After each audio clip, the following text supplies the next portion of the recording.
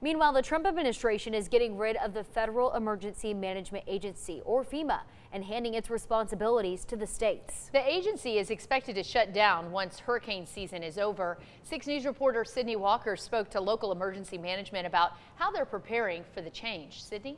The emergency management coordinator for the Waco-McLennan County office says regardless of federal changes, they'll find a way to get things done.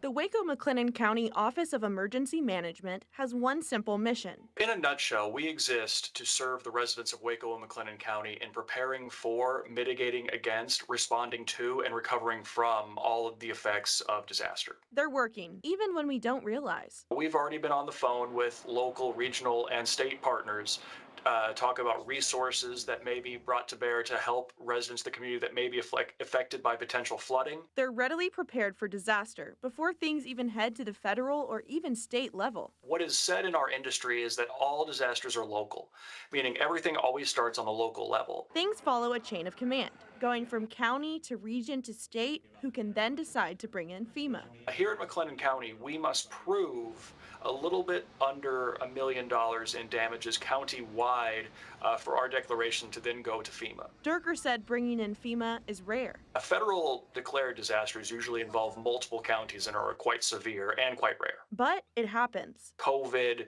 Winter Storm Uri, fairly severe flooding in the area about 1.5 years ago. With the Trump administration's push to rid of FEMA, Durker remains positive, noting confidence in the Texas Division of Emergency Management. We're in the business of being prepared no matter what. So obviously losing a federal partner, or not necessarily even losing, but simply changing the way they do business, there will be effects. But again, we are in the business of making it happen no matter what happens. The Texas Division of Emergency Management is one of the premier state emergency management agencies in the country. And I have full faith and confidence that should we call upon them, just like every time we call upon them, they're excellent partners that will come to our aid.